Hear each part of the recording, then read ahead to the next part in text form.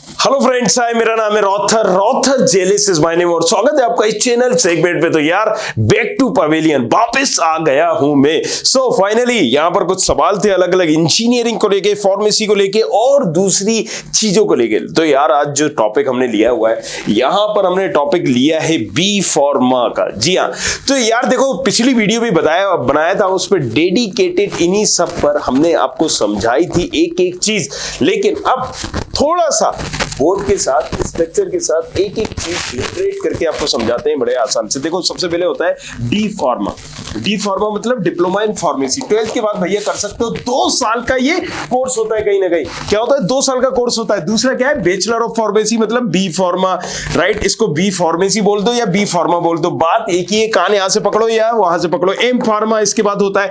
अब D pharma जैसे कि diploma in pharma, B pharma मतलब बैचलर इन फार्मेसी और एम फार्मा मतलब मास्टर इन फार्मेसी। अब समझ में तो आ रहा है बैचलर क्या है, डिप्लोमा क्या है, मास्टर क्या है। लेकिन सबसे ज्यादा इंपॉर्टेंट ये है कि ये करना चाहिए या नहीं करना चाहिए। अब यहां पर यार तुम्हारे पास कैरियर के बहुत सारे ऑप्शन है। तुम बायो ग्रुप से हो तो तुम्हारे पास भी एमबीबीएस है, बीएचएमएस है, बीएएमएस है। देखो भाई सब बहुत सारे, क्या बीएएमएस कर सकते हो, बीएचएमएस कर सकते हो और बीयूएमएस कर सकते हो। आप यहां पर डेंटल में जा सकते हो। डेंटल के बाद एमबीबीएस तो ऑब्वियसली ऑप्शन है ही, लेकिन ये क्या है कि सबके बस की बात नहीं है यार। हो गया तो फिर इससे अच्छा क्या हो सकता है, वेटनरी में जा सकते हो। अब आप देखो इसमें बहुत सारे ऑप्शन है बायो ग्रुप से। लेकिन उसके बाद भी आता है एक फार्मा। तो अगर मैं रैंक करूंगा तो एमबीबीएस के बाद अगर आप या तो वेटनरी चूज करो या फिर फार्मेसी चूज करो। तो सोचो मैं इस कोर्स को तीसरे नंबर पर रख रहा हूं, मतलब ये कितना इंपॉर्टेंट है आप इसको समझ सकते हो, राइट। अगर एमबीबीएस आप नहीं कर रहे हो प्लान तो आप फिर वेटनरी में जाओ और इसके बाद फार्मेसी। मतलब वाकई में ये अहमियत रखता है, मायने रखता है और इसके कैरियर अपॉर्चुनिटीज भी बहुत सारे हैं। लेकिन जरा ध्यान से सुनना किसको करना है किसको नहीं करना है, राइट। अब हमने यहां पर आपको बात की, चलो ये तो सारी चीजें हो गई। अब हम बात कर लेते हैं कि यार मुझे ये बताओ कि ये तो ठीक है। अब अगर आप मैथ ग्रुप से हो, क्योंकि यहां पर या बायो वाला भी कर सकता है इसको, मैथ वाला भी कर सकता है। बायो ग्रुप से हो तो आपको क्या करना था, अगर आपने बायोलॉजी ली है मान लीजिए, राइट, सो आपको यहां पर फर्स्ट ईयर में मैथ पढ़ना पड़ेगा। क्या पढ़ना पड़ेगा, मैथ पढ़ना पड़ेगा। अगर आपने यहां पर मैथ से हो, 12th में मैथ हो, तो यहां पर बायोलॉजी पढ़नी पड़ेगी। सिर्फ इतना सा डिफरेंस है और कर दोनों ही सकते हैं, बायो वाले भी कर सकते हैं, मैथ वाले भी कर सकते हैं। तो इसका मतलब क्या है, क्लियर है, साफ यहां पर है कि दोनों लोगों के लिए ये कोर्स बड़ा अच्छा ऑप्शन हो सकता है। दोनों ही कर सकते हैं, there is no matter, bio से हो, साइंस से हो मतलब या मैथ से हो। अब जो सवाल आपका था कि ये करना चाहिए या नहीं करना चाहिए, चलिए उस पर आ जाते हैं। अब देखो तो सबसे पहले हम डी फार्मा को समझते हैं, डिप्लोमा इन फार्मेसी। इसको करने की वजह क्या है ना, मेडिकल स्टोर। क्लियर बोल रहा हूं भाई, ये देख लो, अगर तुम यहां पर 100 स्टूडेंट मिलेंगे ना, 90 स्टूडेंट ऐसे होंगे जो सिर्फ पापा का, भैया का, मामा का, चाचा का, चाची का एक आध मेडिकल स्टोर खोल रहे होंगे और वो चाहते हैं कि तू पढ़ ले या मेडिकल स्टोर खोल लेना। और उनको देखा देखी 10% ऐसे स्टूडेंट हो जाते हैं जो घुस जाते हैं डिप्लोमा। देखा जाए तो यार आपको अगर ऐसा कोई उद्देश्य नहीं है कि मेडिकल स्टोर खोलना है, लाइसेंस चाहिए। क्योंकि देखिए यहां पर क्या होता है, PCI pharmacy council of India, ये एक कहीं ना कहीं सर्टिफिकेट देता है। और इंडिया में क्या है कि अगर आपको मेडिकल स्टोर खोलना है तो नियम ये है कि एक फार्मासिस्ट ही खोल सकता है। फार्मासिस्ट मतलब जिसके पास डिग्री, डिप्लोमा हो या मास्टर हो। तो डिग्री ऑब्वियसली वो क्यों करेगा 4 साल का, जब उसे सर्टिफिकेट ही चाहिए तो वो डिप्लोमा करता है। हालांकि डिप्लोमा जो है ना ये टफ होता है एज कंपेयर टू किसके, बैचलर के। ये बाकी में बहुत टफ होता है एज कंपेयर टू बैचलर। सो अगर तुम यहां पर कंसर्न कर रहे हो, आप एजुकेशन मतलब स्टडी करना चाहते हो, प्रोफेशनल कोई डिग्री करना चाहते हो, तो मैं आपको सजेस्ट करूंगा बी फार्मा आप करिए। लेकिन अगर मेडिकल स्टोर वगैरह आपको खोलना है, ये सारी चीजें करना है, तो फिर आप इसमें जा सकते हैं। आप कंफ्यूज हो बी फार्मा डी फार्मा क्यों करें, मेडिकल स्टोर खोल सकता हूं तो भी आप डी फार्मा कर सकते हो। क्योंकि डी फार्मा के बाद डायरेक्टली बी फार्मा में सेकेंड ईयर में एडमिशन मिल जाता है। जी हाँ, डायरेक्टली सेकेंड ईयर में एडमिशन मिल जाता है। मतलब 1 साल यहां फिर भी आपका बच जाता है। 1 साल ज्यादा लेकिन लग रहा होता है, तो ये भी चीज याद रखना है। 1 साल बचता तो है लेकिन 1 साल लगता भी है ज्यादा। सो अब यहां पर ये चीज समझ में आई। अब चलिए हम नेक्स्ट की तरफ चलते हैं कि क्या बी फार्मा है क्या डी फार्मा है।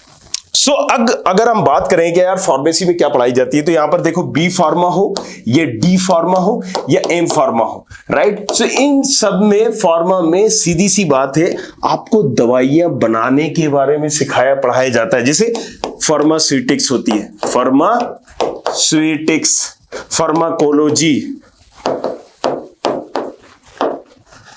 Pharmacognosy, pharma chemistry. ये सारे इसी तरह के सब्जेक्ट होते हैं, जैसे कि आप स्यूटिक्स से समझ गए। अब इसमें मशीनरी के बारे में बताया जाता है कि जो दवाइयां बनाने की, कैप्सूल बनाओगे तो भाई किससे बनाओगे, कोई ना कोई इक्विपमेंट होगा, मशीन होगी, ये सारी चीजें होंगी। कैप्सूल को बनाने के लिए पैकेजिंग कैसे करोगे, एक वायरल इंजेक्शन बनाना है आपको तो उसकी कैसे पैकेजिंग करोगे, ये सारी प्रोसेस आपको बताई जाती है, समझाई जाती है, सिखाई जाती है। और अब फार्मेसी का इसीलिए यहां पर सबसे जो इंपॉर्टेंट होता है कि आप प्रोडक्शन कंपनी में जा सकते हो। अब ये सारी चीजें यार हम डिटेल में भी बात करेंगे, तो चलो आगे चलते हैं फटाक से और देखते हैं इसको। तो यार अब बैचलर ऑफ फार्मेसी, अब बाकी आप पढ़ लेना, यही सारी चीजें जो मैंने आपको बताई। बैचलर ऑफ फार्मेसी क्या है, मतलब एक तरह से डिग्री कोर्स है जिसमें आपको दवाइयों के बारे में पढ़ाया सिखाया जाता है। तो अब आपको मैन्युफैक्चरिंग जो कंपनियां होती दवाइयां बनाती वहां जा सकते हो, मेडिकल स्टोर खोल के या खुद की एक कंपनी खोल सकते हो, बहुत सारी गवर्नमेंट में अपॉर्चुनिटीज होती हैं, गवर्नमेंट जॉब्स होते हैं। आपको एक अच्छा सा एग्जांपल देता हूं मैं। एब्रॉड में, बाहर कई देशों में अगर आप देखोगे तो फार्मासिस्ट की वैल्यू डॉक्टर से ज्यादा होती है, क्योंकि ये फार्मासिस्ट जो होता है ना, ये दवा का प्रिस्क्रिप्शन लिखता है। यहां पर क्या होता है, डॉक्टर ही लिखते हैं। जब आपके बीमार पड़ते हो तो किसके पास प्रिस्क्रिप्शन लिखवाते हो ना, उसको कहते हैं हम, दवा लिखवाते हो या XYZ कुछ करवाते हो डॉक्टर से, तो वो क्या होता है कि प्रिस्क्रिप्शन लिखता है। तो ये जो राइट होता है ना, बाहर कई एब्रॉड कंट्रीज में फार्मासिस्ट के पास होता है, क्योंकि वो लोगों का ये मानना है कि डॉक्टर सिर्फ बीमारी बताएगा कि आपको क्या बीमारी है, और फार्मासिस्ट क्या बताएगा, किस कॉम्बिनेशन में इस बीमारी के लिए दवाएं लेना है। फिर से समझिए, किस कॉम्बिनेशन में, क्योंकि इसको पढ़ाया जा रहा है ना, फार्मासिस्ट को एक एक चीज बताई जा रही है। डॉक्टर को क्या बताया जा रहा है, बीमारियों के बारे में बताया जा रहा है, उसको ये बताया जा रहा है कहां अपेंडिक्स होती है, कहां पर ये होता है, हार्ट में क्या क्या होता है, क्या सारी चीजें नहीं होती है। तो वो डायग्नोज करेगा क्या, बीमारी का पता लगाएगा, डॉक्टर और फार्मासिस्ट लिखेगा क्या, दवाइयां। सो यहां पर आप समझ लो कि फार्मासिस्ट का कितना बड़ा योगदान होता है। तो वाकई में ये कोर्स अच्छा है, बहुत अच्छा है, क्योंकि अगर आपको कुछ नहीं मिलता है तो उड़ के यहां पर लगती है कि आप MR तो बन ही जाते हो। MR मतलब मेडिकल रिप्रेजेंटेटिव, मतलब दवाइयां जो बनाती हैं अलग अलग कंपनी, बहुत भैया मार्जिन होता है इसमें, 70% मतलब 70%, 60%, 50%। तो MR जाते हैं डॉक्टरों के पास, रिक्वेस्ट करते हैं कि हमारी कंपनी ने ये सायरप बनाया है जो कफ का सायरप है, और उसमें ये आपको इतना मार्जिन मिलेगा। उनको हम बोलते हैं MR, राइट, जो उसको रिप्रेजेंट करते हैं, दवाइयों का सेल आउट करते हैं, सेल्स पर्सन होते हैं। तो ये इजीली मिल जाएगा और इसमें आप इजीली अर्न भी कर सकते हो। सो अगेन, अगर आपको कुछ नहीं मिल रहा है, एजुकेशन मतलब आप टीचिंग में भी जा सकते हो, ये सब नहीं मिल रहा है तो ये तो मिल ही जाना है भैया, राइट। इसीलिए मैं कह रहा हूं बड़ा इंपॉर्टेंट है। देखिए फिर से, अब यहां पर हम बाय फार्मेसी, गवर्नमेंट जॉब, सबसे पहले क्या बताया, गवर्नमेंट जॉब, नेवी हो, हर नेवी में, दूसरी चीजों में, सब में गवर्नमेंट जॉब्स होती हैं। गवर्नमेंट जॉब्स में आपको यहां पर मौका मिलता है तो आप वहां भी जा सकते हो, दूसरी चीजें भी कर सकते हो। Work with patent patients, okay. So कभी कभी इधर उधर निकल जाता हूं। सो जैसे कि अब हमने यहां पर बताया कि हर हॉस्पिटल में भी जहां डॉक्टर होते हैं, नर्स होते हैं, मतलब जिन्होंने BSc नर्सिंग वगैरह किया, ये भी होते हैं, तो यहां पर फार्मासिस्ट भी होते हैं। अब मैंने आपको बताया कि हर हॉस्पिटल में, गवर्नमेंट हो प्राइवेट हो, वहां पर फार्मासिस्ट को बाकायदा अपॉइंट किया जाता है। तो यहां पर भी वैकेंसीज होती है। और कई बार तो अभी अगर हम बात करें 4-5 साल पहले, तो गवर्नमेंट की, सेंट्रल गवर्नमेंट की बहुत सारी यहां पर निकली थी वैकेंसी, जिसमें क्या क्या था, मतलब आई डोंट रिमेंबर, बहुत सारी वैकेंसीज निकली थी। Diverse career opportunity, diverse. अब मैं यहां पर जो आपको बताना चाह रहा था कि कैरियर की अपॉर्चुनिटीज बहुत ज्यादा है यहां पर। जैसे कि मैंने बताया था कि कुछ नहीं करोगे तो यहां पर आप MRE बन जाओगे। अब मैं बताता हूं वो क्या क्या है, चलिए। लेकिन उससे पहले एडमिशन प्रोसेस, सीधी सी बात है। अब देखो, इसकी अगर हम बात करें ना, तो क्लियर तुम्हें बताता हूं, कहीं कोई एग्जाम नहीं होता है इसका। 12th बेसिस पे तुम्हें एडमिशन मिल जाता है। किसके? 12th की बेसिस पे, या आप बोलो कि 12th की मेरिट के आधार पर। किसके आधार पर? मेरिट के आधार पर। किसकी? 12th की। तो इसका एक पर्टिकुलर एग्जाम नहीं है। अब मान लो अगर आपको बिट्स पिलानी जाना है फार्मेसी करने के लिए या कहीं और जाना है तो उनके एग्जाम देना होंगे। अलग अलग यूनिवर्सिटीज कराती हैं, एसआरएम अलग करा रही होगी, मणिपाल अलग करा रही होगी, मान लीजिए बीआईटी अलग करा रही होगी। तो ये अलग अलग एग्जाम है, लेकिन पर्टिकुलर जैसे इंजीनियरिंग का जेडब्ल्यू होता है, इसका कोई एग्जाम नहीं होता, इसका 12th के बेसिस पे ही आपको मिल जाता है।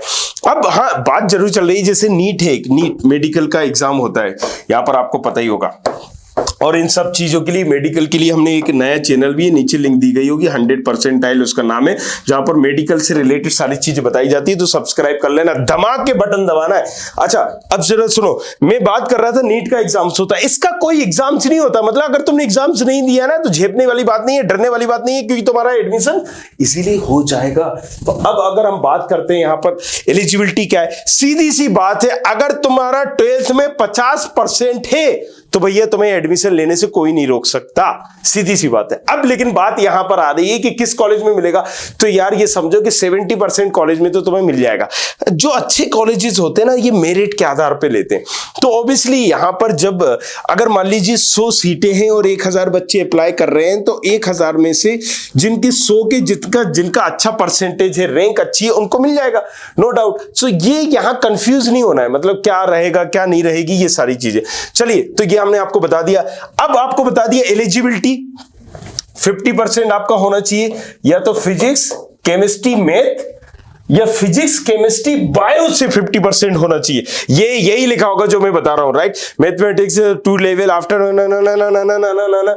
तो ये सारी चीजें बकवास है, आप देख सकते हो, लेकिन वही चीज है जो मैं रिपीट कर रहा हूं। ओके, सो एंट्रेंस एग्जाम्स। अब देखो, मैंने आपसे बोला था कि कोई एंट्रेंस एग्जाम्स होता नहीं है भैया, यहां तो बहुत सारे एंट्रेंस एग्जाम्स हो गए। याद करो मैंने क्या बताया था, इसका डेडिकेटेड कोई एंट्रेंस एग्जाम्स नहीं है। जैसे इंजीनियरिंग के लिए जेडब्ल्यू, एमबीबीएस के लिए नीट, दूसरी चीजें बीयूएमएस बीएचएमएस भी इसी होता है। अगर आपने नीट नहीं दिया तो एडमिशन ही नहीं हो सकता ससरा, बीएचएमएस में, बीयूएमएस में, दूसरी चीजों में। लेकिन इसके साथ ऐसा नहीं है, 12th के बेसिस में भी हो सकता है। अब ये हम बात करेंगे, जैसे महाराष्ट्र में आपको चाहिए तो महाराष्ट्र का दीजिए।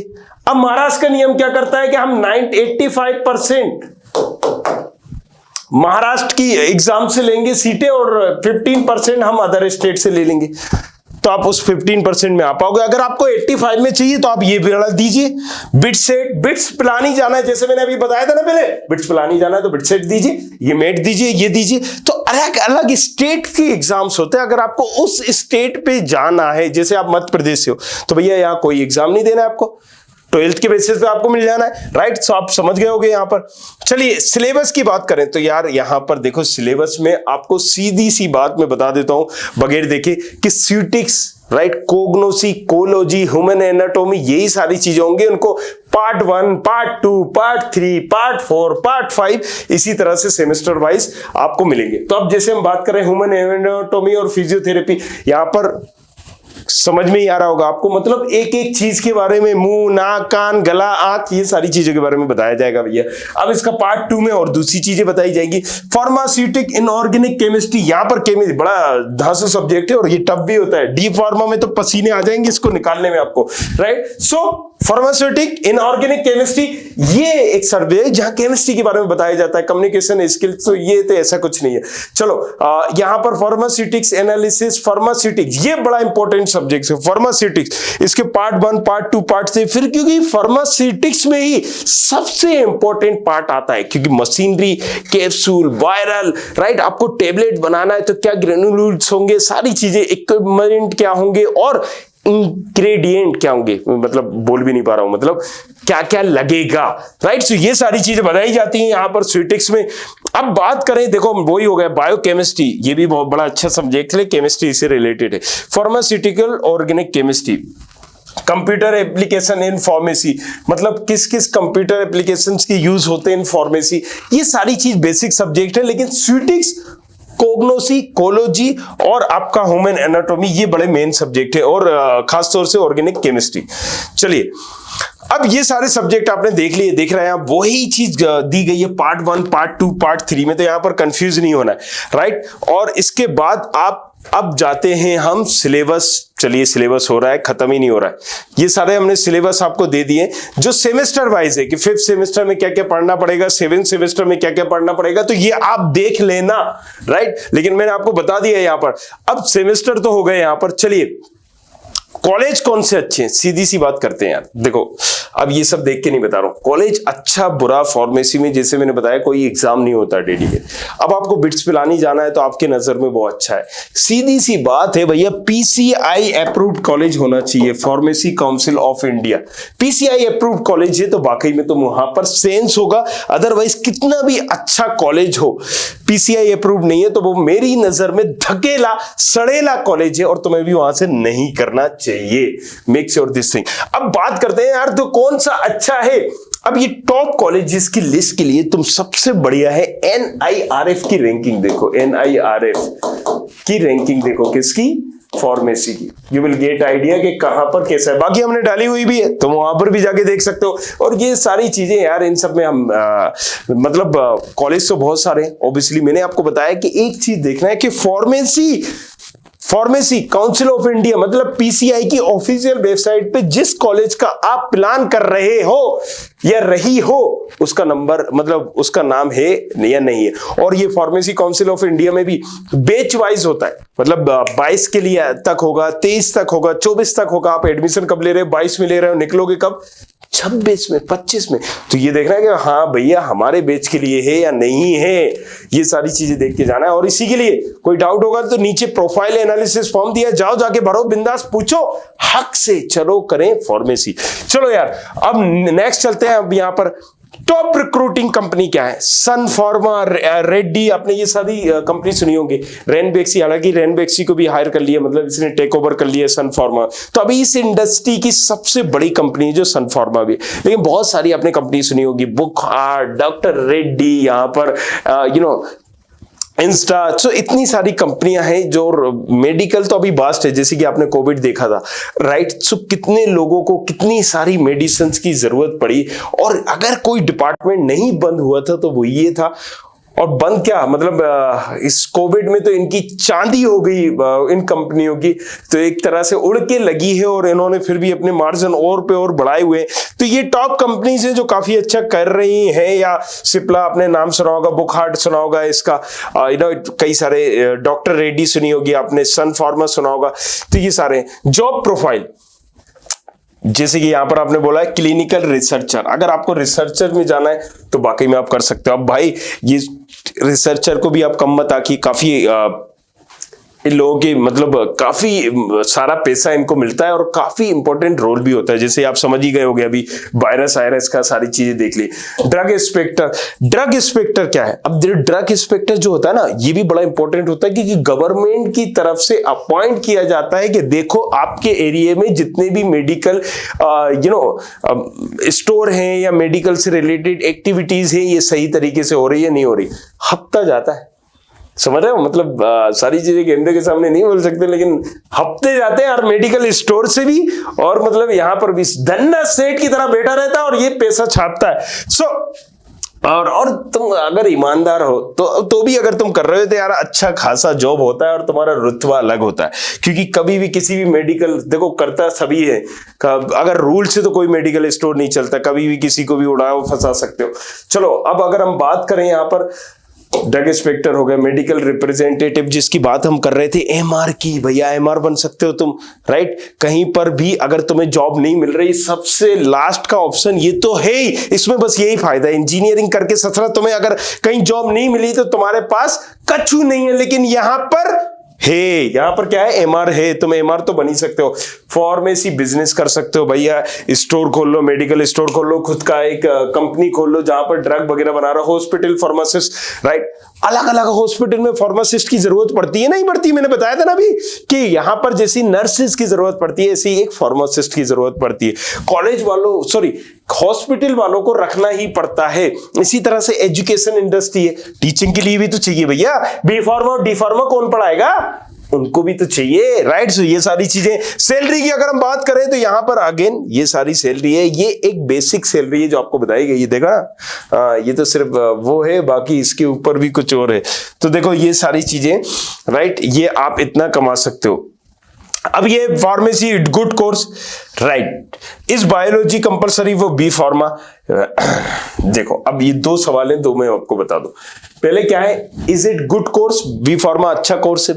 वाकई में मैंने आपको बताया अगर आप बायो ग्रुप से, तो मैंने तीसरे नंबर पे रखा है इस कोर्स को, एमबीबीएस के बाद वेटनरी, वेटनरी के बाद ये। तो आप समझ जाओ कि इंपॉर्टेंट है या नहीं है, मतलब हाँ इंपॉर्टेंट है अगर आप वेटनरी और एमबीबीएस में नहीं करना चाह रहे हो। इवन डेंटल भी मैं बोलूंगा कि इसके बाद ही करो, डेंटल का भी प्लान है तो छोड़ दो, फार्मेसी कर लो भैया, राइट, इतना इंपॉर्टेंट कोर्स है। अब अगर हम बात करें कि ये बायोलॉजी कंपलसरी बी फार्मा में नहीं है, मैथ वाला भी कर सकता है, बायोलॉजी वाला भी कर सकता है, दोनों कर सकते हैं, इसलिए मैंने बोला इक्वल टू एमबीबीएस नहीं, ऐसा नहीं है। एमबीबीएस की एक अलग रेपो है भैया, एक अलग रुतबा है। एमबीबीएस कराए तो धड़ से लड़की मिलती है बल्कि सोनी कुड़ी जैसी, और ये कर लोगे तो भाई अभी ऐसा अभी नहीं है यार माहौल। एमबीबीएस का अलग रुतबा है, एमबीबीएस की अलग पहचान है, तो यहां दोनों को कंपेयर नहीं कर सकते। Is NEET necessary for pharmacy, no, नहीं है, कोई जरूरत नहीं है। अब इन्होंने लिख तो दिए सवाल, लेकिन मैं आपको वैसे ही बता देता हूं ये सारी चीजें कि मैंने बताया था कोई भी एग्जाम से नहीं होता है। आई होप वीडियो समझ में आया होगा, लेकिन अगर डाउट है कहां से करूं मैं डी फार्मा, कौन सा कॉलेज अच्छा होगा नहीं होगा, सो प्रोफाइल एनालिसिस नीचे फॉर्म होगा, व्हाट्सएप दिया गया होगा नीचे, जाओ फटाक से यहां पर व्हाट्सएप पे देख लो, सारी इंक्वायरी करो, तारा भाई यहां पर रिप्लाई करेगा, बताएगा सारी चीजें सब कुछ। चलो मिलते हैं नेक्स्ट वीडियो में। हाँ सब्सक्राइब जरूर करिएगा, ये डंडा होगा लाल कलर का, जल्दी से दबाओ, सब्सक्राइब करो। मिलते हैं नेक्स्ट वीडियो में। Thank you very much, thanks a lot. I hope you like this video. For more such videos, keep watching our channel. And do not forget to like, share and subscribe.